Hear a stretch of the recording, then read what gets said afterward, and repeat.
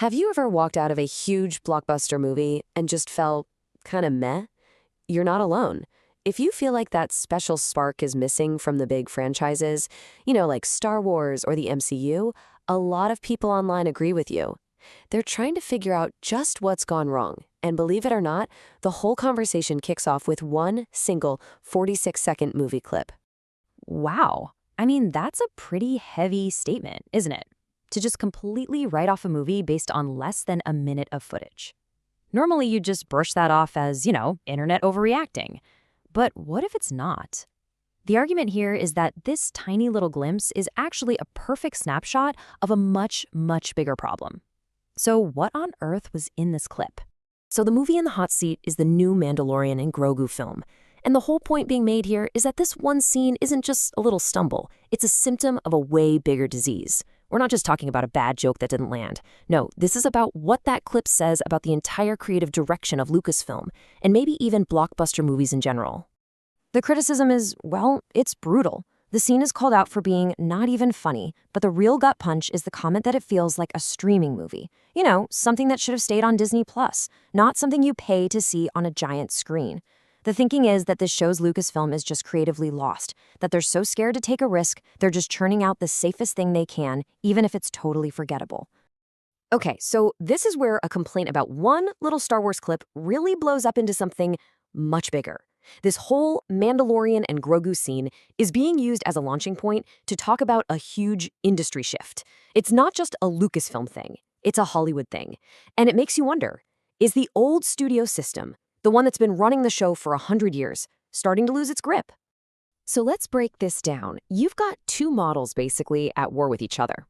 On one side, you have the old guard, old Hollywood. These are the giant studios with all the money controlling everything, deciding what gets made and what you get to see. But on the other side, you've got this new wave of independent creators, folks who can make a whole feature film and put it on YouTube with absolutely no studio gatekeepers telling them no. And check this out. Here's a perfect example of that new model just killing it. Not long ago, a YouTuber made a film for about $2 million. It ended up making an insane $50 million at the box office. Now look, everyone admits that's not exactly typical, but the prediction is we're going to see a lot more of this because theaters need movies and they're starting to look outside the same old studio system to find them. Now, speaking of creative problems, let's switch gears from Star Wars over to Marvel.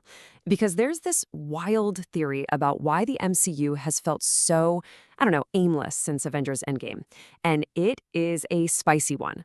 The big idea? Maybe, just maybe, the heroes got it wrong. I know, it sounds absolutely bonkers. It goes against everything a superhero movie is supposed to be about. But this is the core of the argument. It dares to ask, what if, from a purely practical, cosmic point of view, the universe was actually better off, more peaceful, after Thanos snapped his fingers, and that bringing everyone back was actually a huge mistake? To even wrap your head around this, you have to think back to that 5-year gap they called the blip. According to this theory, that time when half of everybody was just gone was surprisingly quiet, No Galactus showed up, no universes were colliding, no Kang was messing with the timeline. It was, in a very weird way, peaceful. I mean, the contrast is pretty wild when you lay it out like this.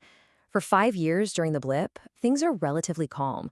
But the second the Avengers undo the snap and bring everybody back, chaos. Suddenly you've got deviants crawling out of the woodwork. Gore the God Butcher shows up. All these massive threats that just weren't there during those 5 quiet years. And that's what leads to the final, shocking conclusion.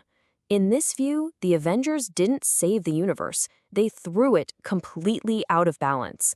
By bringing everyone back, they accidentally kicked the hornet's nest and unleashed a whole new wave of villains, which, if you follow that logic, leads you right back to the idea that Thanos, in his own horrible way, was right.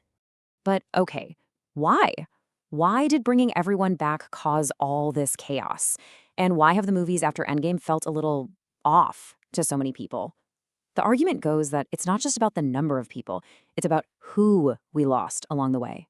It all boils down to a massive problem with the universe's most important characters. According to this analysis, these characters right here, they're not just some of the heroes. They are Marvel. They're the absolute foundation that the entire brand is built on.